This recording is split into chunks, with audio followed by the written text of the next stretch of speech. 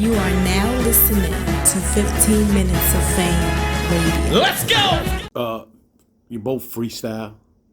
Like I as a fan, and I want to see what's gonna happen.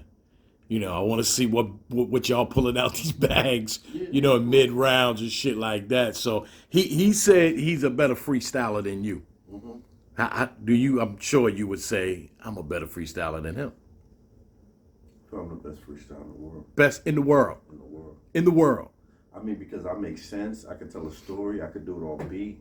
DNA needs, he needs to be like, the lamp. You niggas is giving shade. I've been paid. The cup, it got lemonade. I don't gotta do that. Like, I don't need to grab things. I can freestyle with nothing around me in a dark black room. He can't do that. You throwing a beat, DNA he can't tell his life story because he doesn't have a compelling life story. He doesn't really have stuff he been through like that to talk. So if you throw a beat on, he's doing punches. Catch me on the TV, I got power like power to pop. You know what I mean? Like, so it's different levels. It's different. That was levels. crazy when you sit in a dark room and just. And if you put me in a dark room, I can still freestyle it and for hours and keep going on and on and on. I could tell stories about my own life. I could punchline. I could do whatever. So I'm not gonna go back and forth with him about who's the better freestyler because we could have did that in the face-off if that was the case. You know what I mean? I'm just leaving shit like that alone because I realize this is moment. Let him shine. Let him talk his shit. Let him do his thing. It was a good face-off, though. I enjoyed myself. Yeah, but he did most of the talking.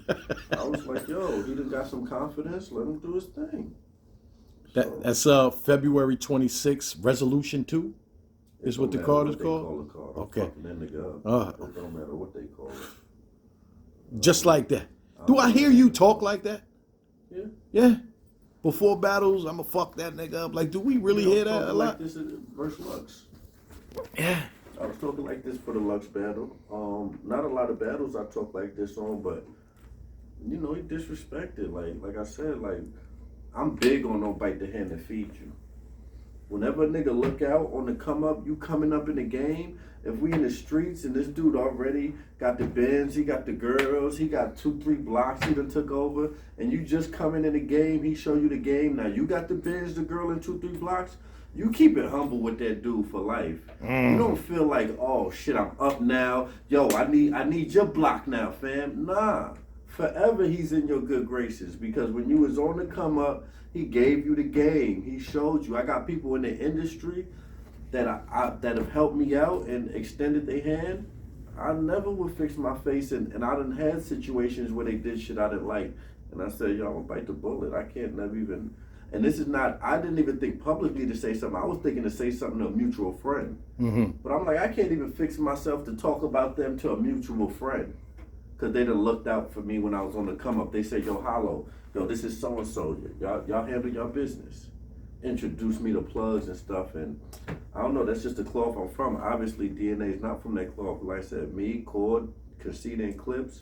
Like he said, Casita and Clips mainly always been his dogs. Right. But we all was prepping him, helping him, giving him game. It's cold outside. Throw this Bulls hat on and go with that. You need that. Come on, take that off. You wore that the last 5 days. Put that on. All right, let me stop with the jokes, man. Let me stop with the jokes because the jokes throw it off. But in all actuality, it's the truth. You never do that. When somebody helps you on the come up, you always stay humble for the rumble. And that's part of this battle for you. That's part of where my anger's coming from, and that's building up to be like, okay, I'm finna wild on this nigga because he's been begging for this battle so long. He's acting like, and like he said, of course, the teacher and the student, it doesn't exist without the other. So there's been times he's, helped me out. Like, yo, Hollow, get up. You too linked out, baby. Come on, get up, Hollow. Fix your face. You drooling. I can joke on myself. Right. You do the same thing.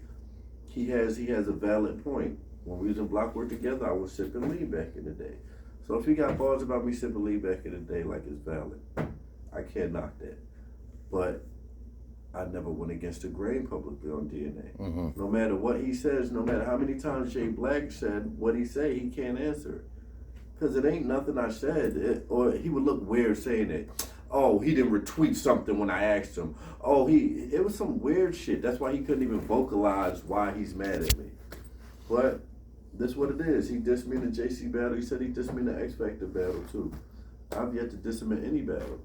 It was just last year when I publicly said the shit about Joe Biden. So that was the first time. That seems to be the biggest thing I think that affected him was the Joe Biden. JC 2017. Shout out to Joe Byron. Take me out to dinner. Byron, bing bong. But nah, the God dissed me of 2017, which I ate. I still stood behind him in the Mickey Fax battle afterwards. I ate it because I knew the Harlem niggas was pumping them up. K-Shine, Clips, and them was pumping them up.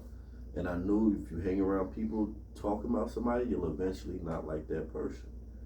So I seen this coming. Like, this ain't no shock to me. Even when he did your blog, I knew he was full of it. It's an interview, it's not a blog, but go ahead. Excuse me, my bad.